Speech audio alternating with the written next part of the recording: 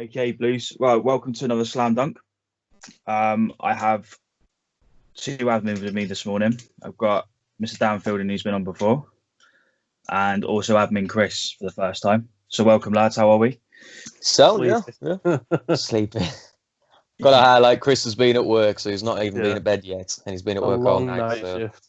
Getting the early one done for him so he can go to bed.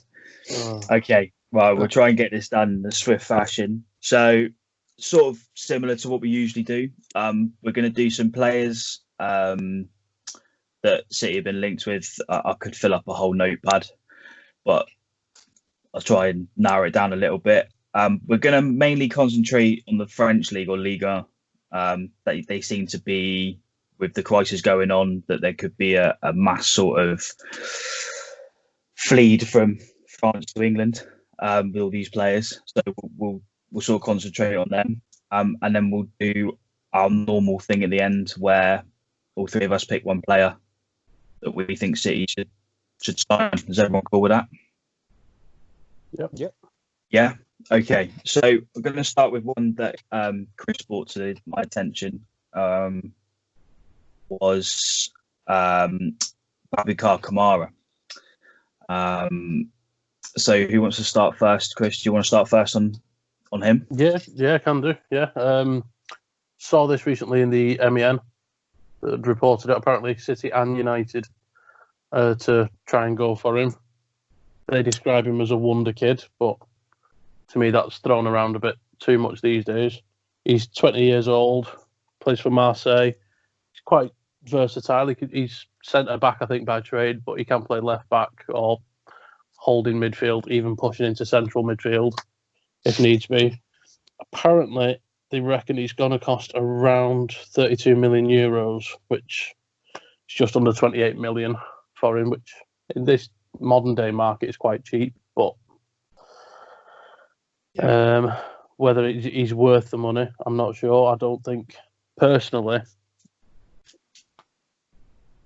given the other options we've already got at the club, I don't think it would be worth spending that kind of money on him, especially if there's other clubs looking.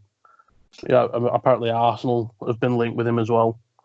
Apparently Arteta's a bit of a fan. So that, I think, if you've got a couple of teams all going for it, that's going to drive the price up. I've looked at his appearances. He's got 79 first-team appearances for Marseille and scored 3 goals. It's not too bad for a defensive player. And he has played at every age group from under-17s through to the under-21s for France as well.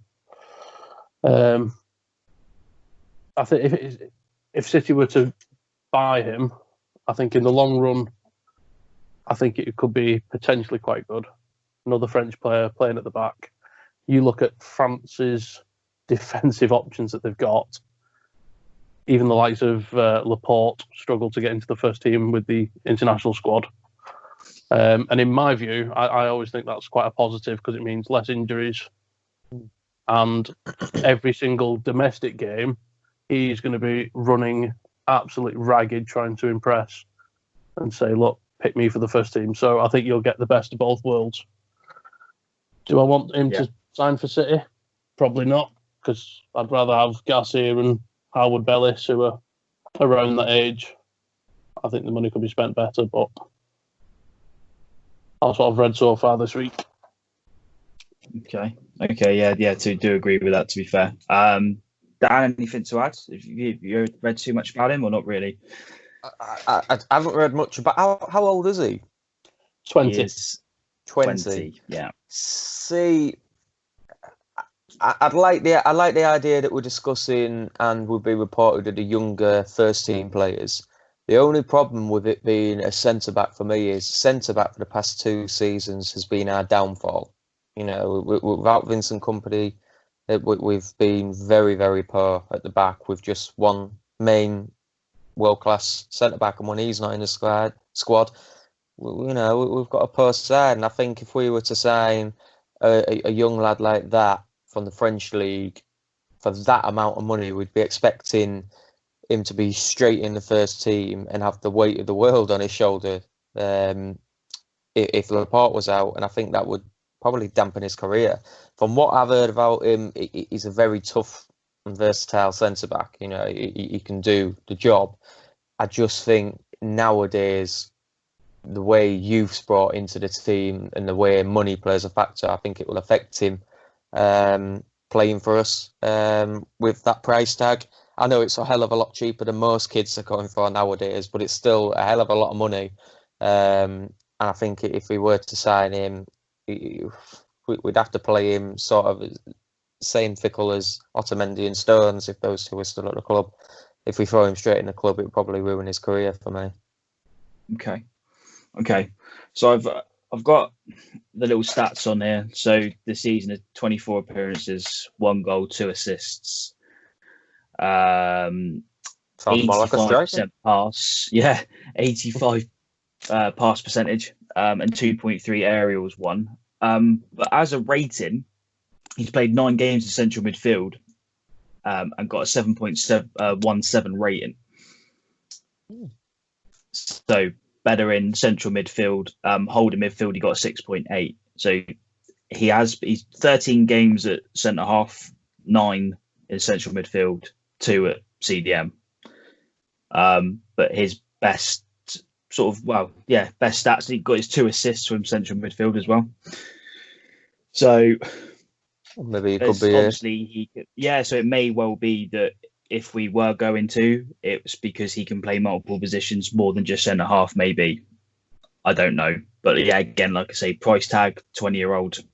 But then he has been playing, Marseille aren't a bad side in a sense, So he has been playing with obviously the likes of Dimitri Payet and all that there. So definitely one to sort of look past, but I think I agree with Chris with the price tag. I don't think it's worth it in a sense. Okay, so we'll move on quite swiftly to a young lad that has been circling the internet saying that he is the next big thing. 17 years old, Eduardo Camavinga. So another central midfielder, which we seem to be really linked with lately. I don't think that's the area that we need to strengthen. But hey, what can we do? So Dan, do you want to have a little go with Camavinga and see what's your thoughts on him?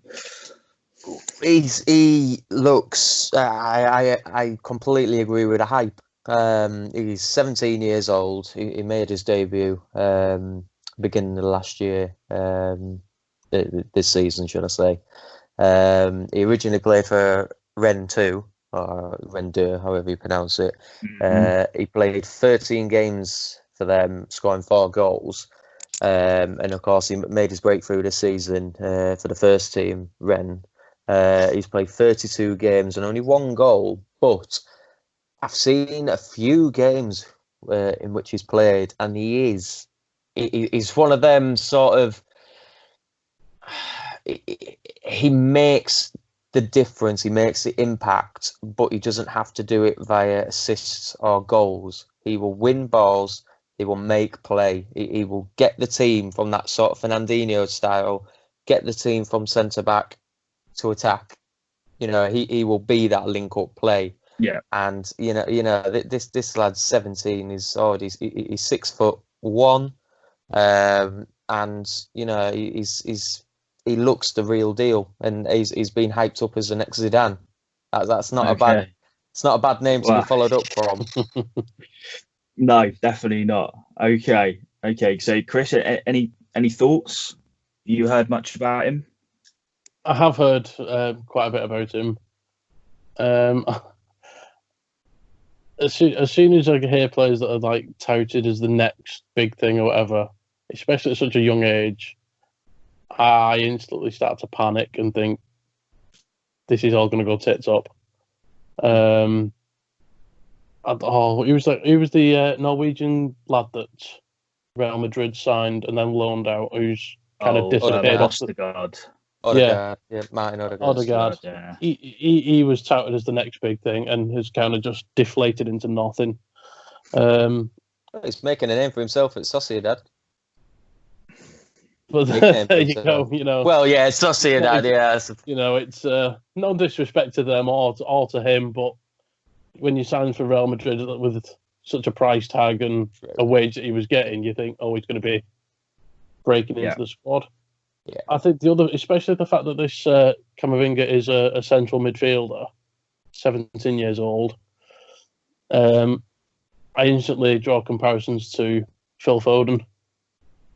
Pep saw him, Foden first play when he was 17 in a friendly against, I think it was United in America, and he said straight away that, you know, we've got a gift, and look how long it's taken Phil Foden to get his opportunity. He's got to have the patience.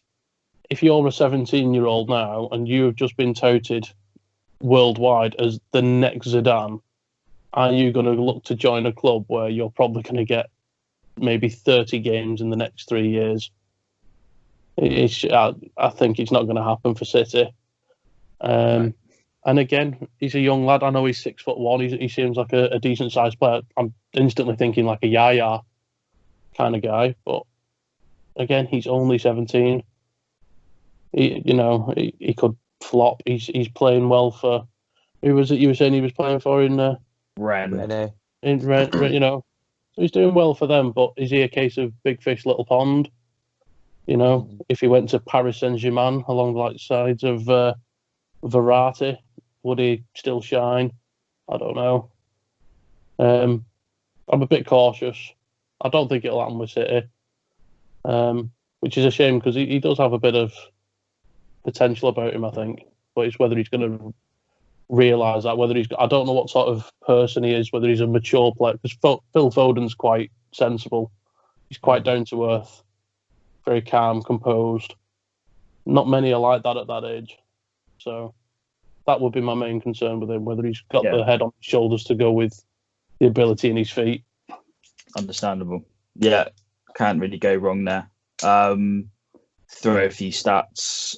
24 appearances, 1 goal, 2 assists, 87% pass rating, 7.12 rating. So consistent, I think probably is the word. Played Europa League as well this season.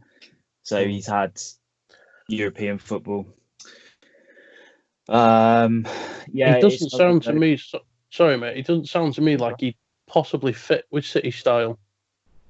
His passing certainly up there with 87% passing, but 1 goal and 2 assists from over 20 games.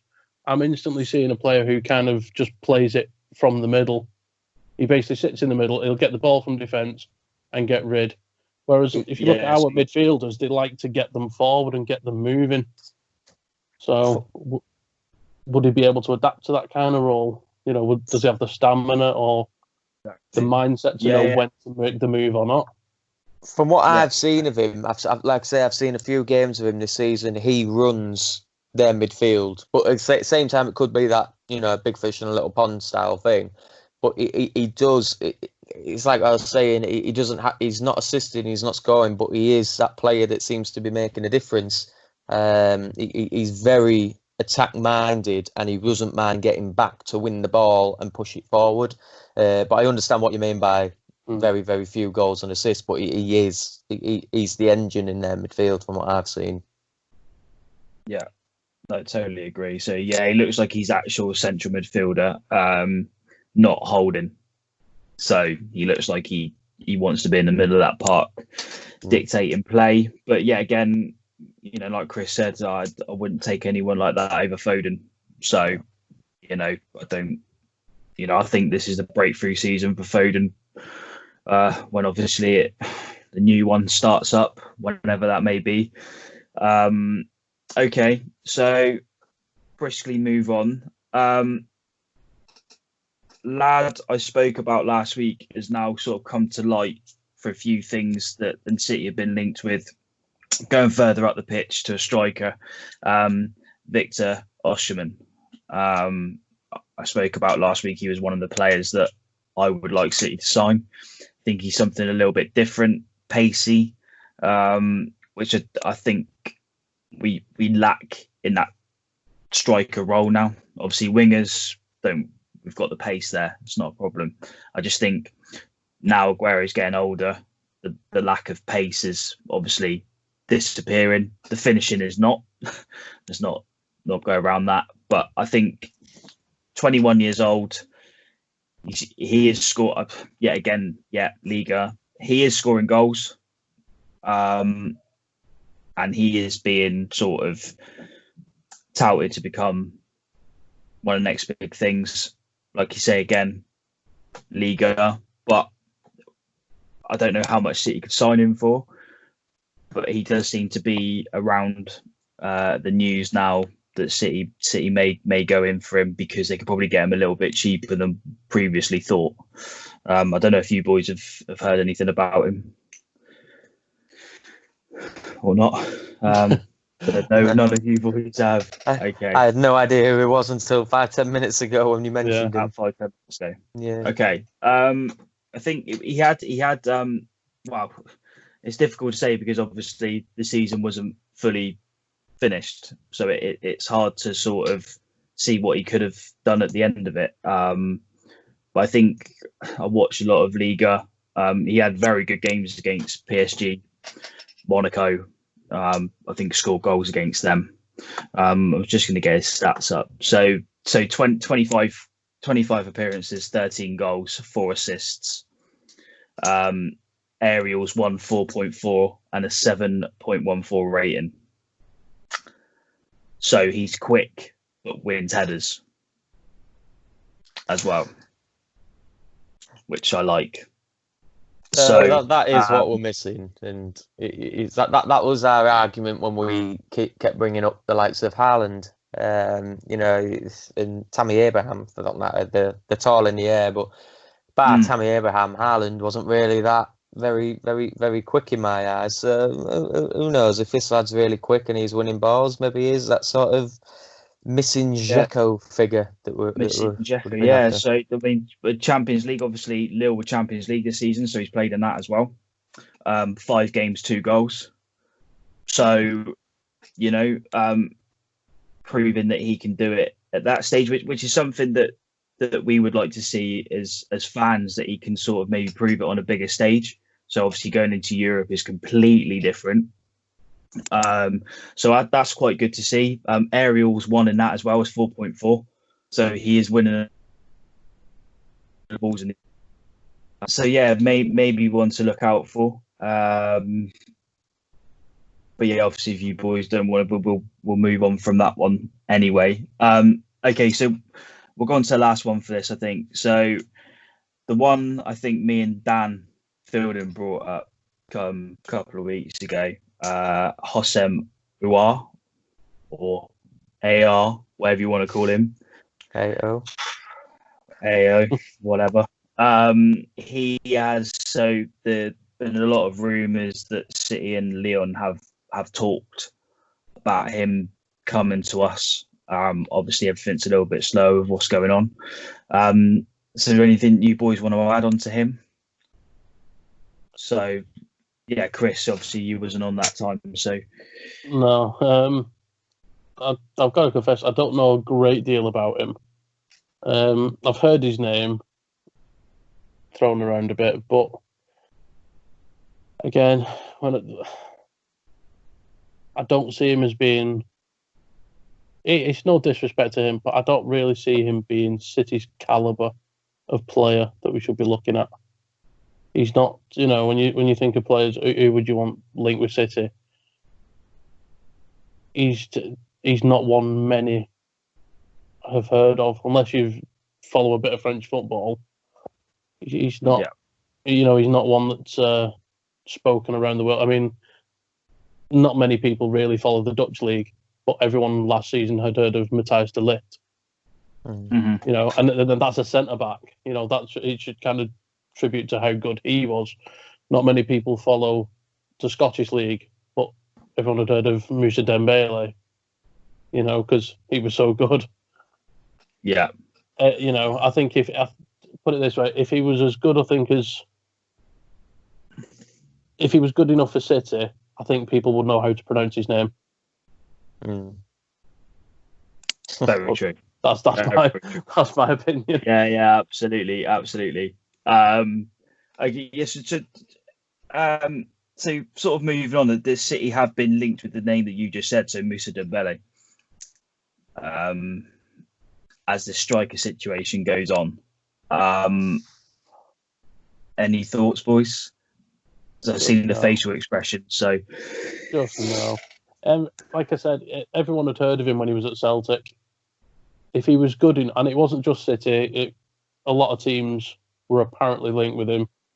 If he was good enough, again, no disrespect to the French league, but why would he have gone there? Because it's not exactly in the Europe's top leagues. You've got Paris Saint-Germain and Lyon, who are doing all right in the Champions League. But apart from that, it's not particularly competitive. It's not going to put you on the map. It'll earn you a decent wage and you can live a nice, happy life in France. And I suppose you could argue it's a step up from Scotland. But I think if he was the real deal, he could have made a move to the Premier League. Maybe with someone who's like in Europa League, Everton, for instance. Yeah, maybe something like that. Yeah, I mean, if you look at Everton, Everton went and bought is it Moise Kean from Juventus. I think he's a better player than him. But I don't know. There's just something about him. He's good, but I don't think he's good enough. Certainly not for City. Right. Okay, so gone through that. Like I said, I think I didn't really want to have to do the French league that much, but this is where all this talk has been coming from last week or so because of what's going on, and they're willing to sell players for obviously a lot cheaper. So let's move away. A bit of source that came to me last night was about Jesus again with this link with Juventus. I know, Dan. I know. This is not coming from me, so I ain't making it up. Just to wind you up. So Pep doesn't want to sell Jesus unless this link with Juventus gets him Dybala in return with money for Jesus. So he rates Jesus higher and thinks that he's worth more money. Obviously, money for him and Dybala in return. I'm gonna let Chris go first on this one, just to obviously let it sink in for you. But yeah. So Chris, what's your take? Dybala for Jesus? Yeah. To me, that's like swapping a Big Mac for a cheeseburger. What's the point? I mean, you're Pep Guardiola, right? You sat there in your nice fancy suit with your money. You rate Jesus more than the player that's coming that you could potentially be swapping for. Okay. As it stands, if Jesus stays, he's got to be our number one striker. As it stands, because we haven't got, Aguero's getting on. He's our only other option. So he's number one striker. You're then basically telling his replacement that he's not as good. So Dybala's confidence is going to be kicked in the balls a little bit with that.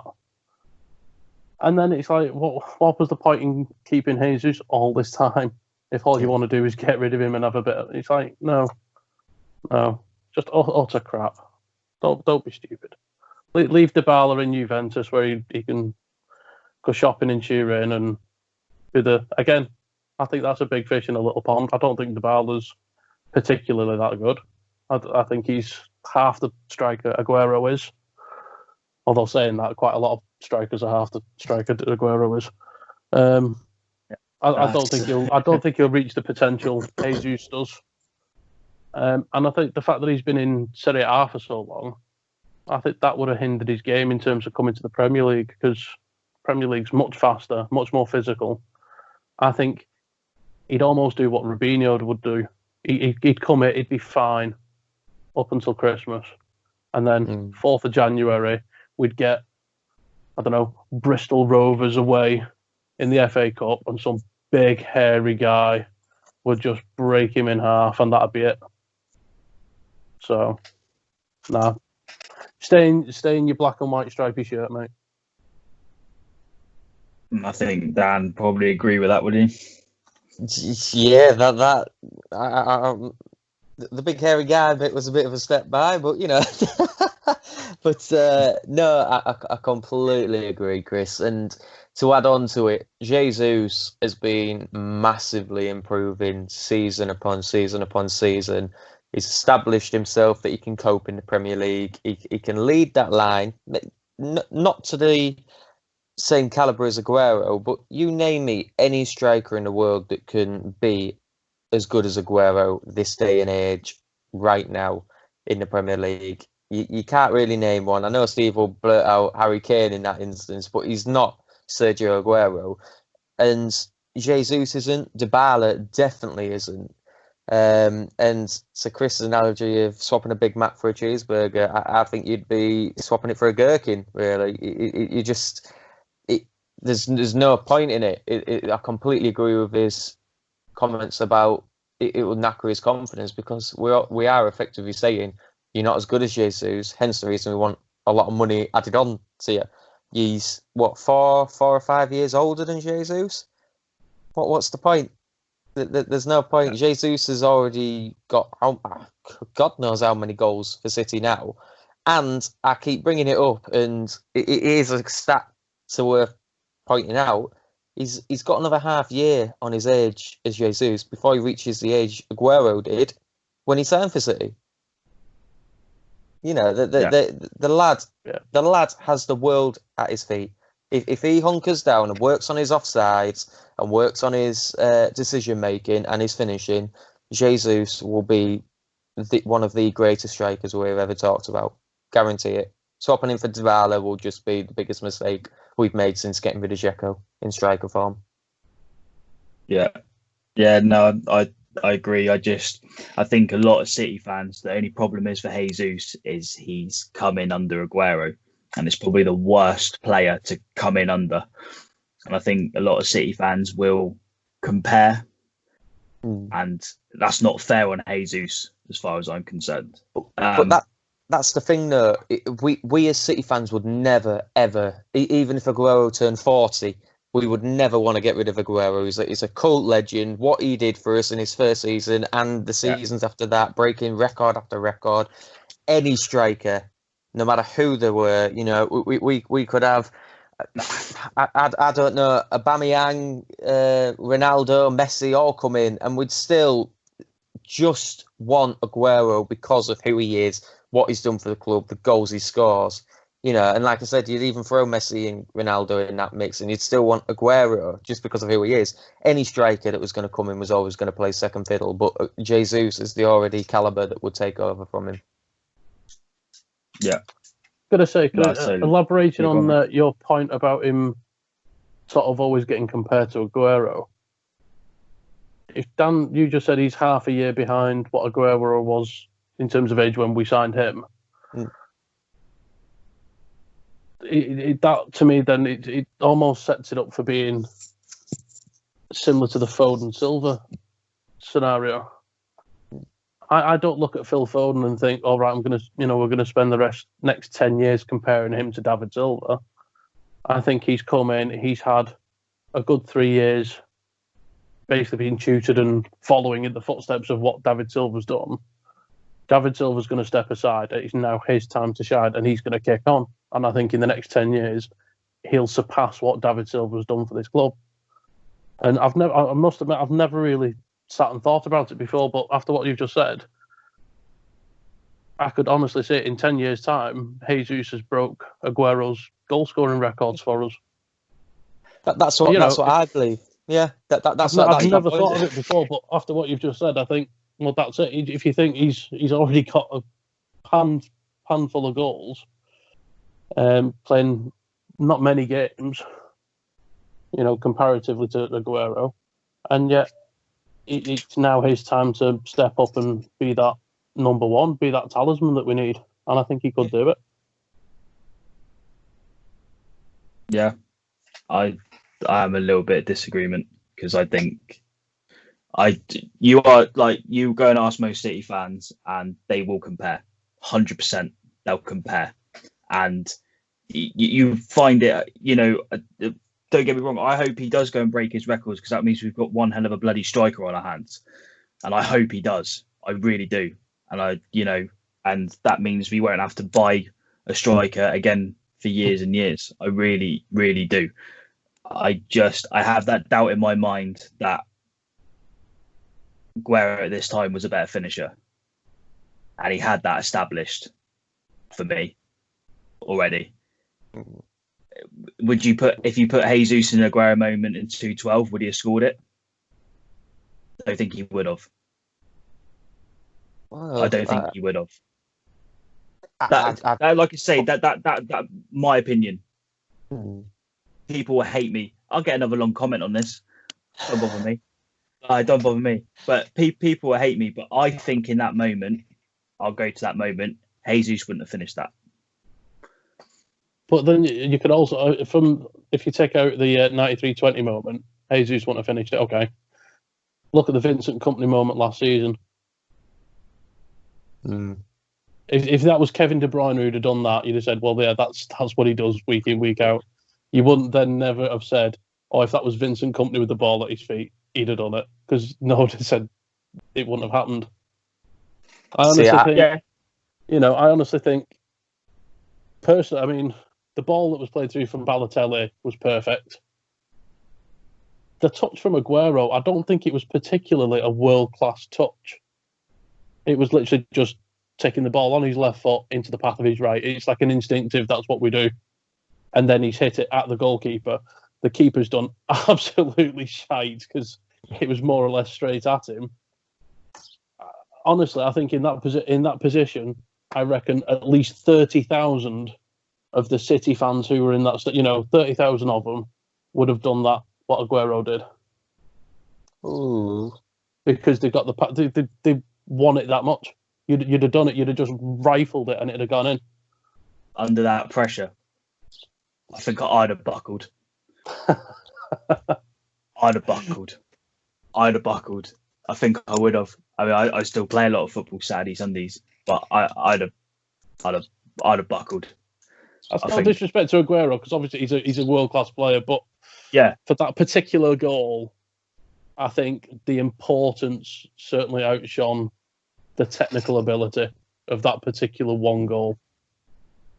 It was a scrappy game, though. Let's be honest. It wasn't the game that we deserved to win it in that fashion. I think if you mention to anyone about that game nowadays, the Aguero moment, the Dzeko header, and the complete calamity of letting Jamie Mackie score from having hardly any defence, those are the three standout things in that game. You would not have picked up on the gameplay, because it was atrocious gameplay that day. And I think completely agree by the fact that it was more importance over calibre for that Aguero goal. But at the same time, I very, very, very struggle to agree that 30-odd thousand City fans in that stadium would have scored that goal. I think a lot of... I'd even go as far to say, as much as I love him, Jesus would have blazed it over the bar. Really? Yeah, I just think... That's the only difference. That's the only difference. I think that, I think it will come with Jesus, and I think he will, like you say, he'll become City legend. And let's hope he beats records, because if he beats records, City go yet again to another height, and then we keep going. But I just think Aguero had mentality in front of goal is completely different to Jesus. He's just a natural finisher. And I've said before, my opinion changed and my head turned for Jesus in that Real Madrid game, where he worked his bollocks off. That's where my opinion changed, because on the flip side, Aguero wouldn't have done that. Aguero wouldn't have gone back into left back, tracked back, and done what he did that game. So on the different side, we've got a player that works for the badge, which is great, and I love that. So like you said, he's got a lot of things to work on. A few things to work on, but he's got the age and the time to do it. And as long as Pep stays, I think he will flourish. But we could go on that for all day, boys. So let's go on to 3 players that we would like at City. So, Chris, do you want to start off? Would you like? Yeah. Instantly now, if I was Pep and I had my bank card with the unlimited spend on it, I'd be straight down to Porto, and I'd be throwing 20-30 million at Fabio Silva. Yeah. He's 17 years old. I've mentioned it on previous podcasts and on feeds on the page. I want the likes of Haaland at City, or Diaz, or Upamecano. But I think more long-term and more realistic, Fabio Silva is, if anyone's the real deal, he is. 17 years old. He's broke into the Porto squad. He's become their youngest ever player, their youngest ever goal scorer, beating Ruben Neves, who is another player I would like at City. I think he's just got all the makings of a truly, truly great player. I think he could be better than João Felix. I know he had a lot of hype about him, and he's doing all right at Atletico. I just think he could be the next Aguero, to be honest. I think he's a very similar kind of player to Sergio Aguero, because I think Jesus and Aguero differ in the type of strikers that they are. Jesus can play more wide. He's more of an inside forward, whereas Aguero's more of that Tevez, dick-off kind of player who's just, he'll chase a ball up at the top, and that's kind of it. But yeah, I think Fabio Silva will be my first pick. Okay, so it's good to so would that not go back to that the Portuguese league is sort of the same as the French league? Could that not be another hype, do you think? Or is there something, in all honesty, I haven't seen too much of him. I've heard about him, but would that not be put in the same context as the French league in your eyes? On the surface, yes. However, I look at our previous dealings with the Portuguese league. Yeah. So you look at the players that we've bought from there. I mean, Ederson, Bernardo Silva. We've had players from that league, and it's proven to work.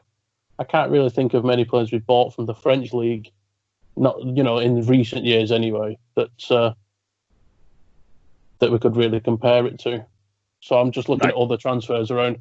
The Portuguese league does seem to be one of those that has those sorts of players. I mean, you look at you go to the Rags. Look at Ronaldo and Nani. Both came out of Portuguese leagues. It's horrible to say as a City fan, but both of those players were fantastic. No, agree. So that's the way I look at it. That's to me is the difference between the French league and the Portuguese league.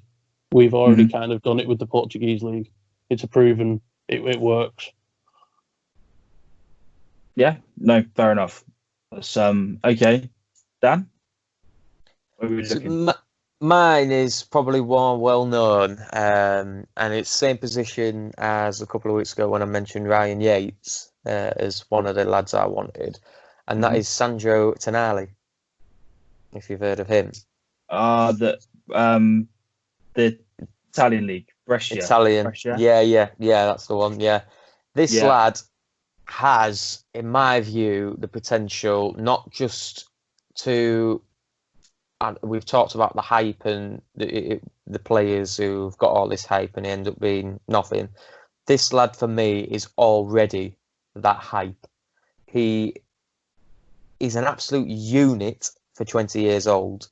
This lad is doing probably much, much better at his age than Dino was a couple of seasons ago when we rated him as arguably the greatest defensive midfielder.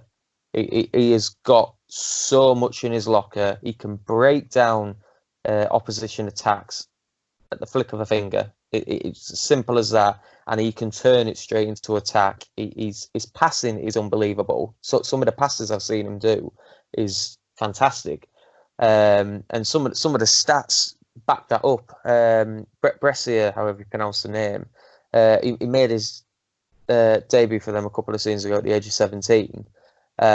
He's just turned. Well, what date is it today? Is it the 8th? The 8th of May. 8th of May. It's his birthday today. He's just turned 20 today. And he already has 76 first-team appearances for Brescia. 6 goals, but defensive midfielder. But for that's not bad. And he's already made 3 appearances for the Italian First League. He's had comparisons to Daniel De Rossi, who all of us know was probably one of the cult heroes of defensive midfielder. He was one of the best all time, and I think he's probably just about a step away from his caliber. And if we were looking to replace Fernandinho, I know some people would argue Rodri's that man, but if we want to become the greatest team, we need competition. I think we were discussing it a couple of podcasts ago. I can't remember which one it was, where we were discussing fullbacks, where we need competition for Walker because Cancelo maybe hasn't done it or is yet to do it. I think we need that for midfield because Rodri's been thrown in at the deep end this season. Quite understandably, we've had problems across the whole back line.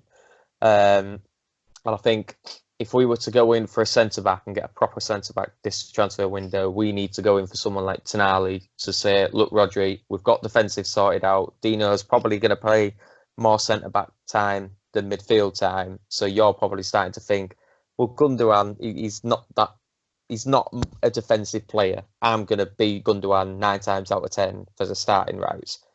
Bring in Tonali, Rodri's going to have to step up his game without a doubt.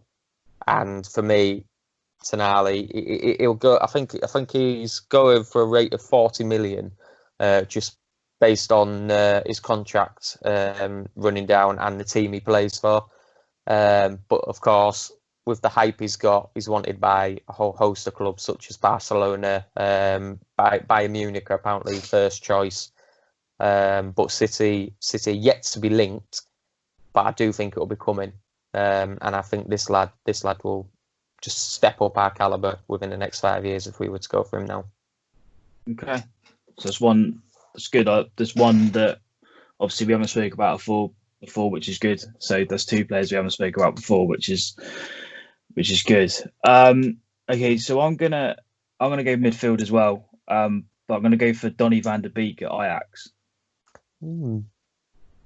I know it's that league again this was the lad that played in those games against Real Madrid in the season with De Ligt and De Jong and all that.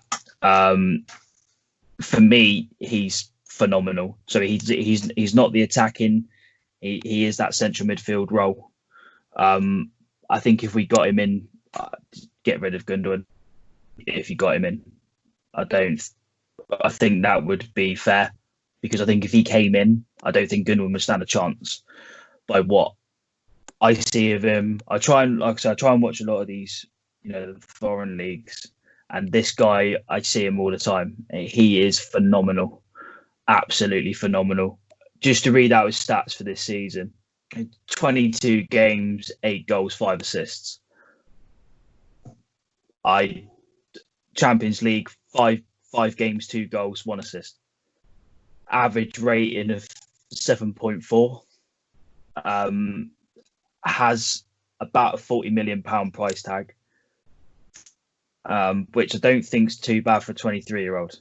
So he's kind of in that middle bit where he can still really improve, but he's had that experience as well. And like I said, that Ajax team against Real Madrid was phenomenal. And like Chris said, obviously you do get those players like De Ligt that obviously everyone knew, everyone wanted him. We was massively linked with him.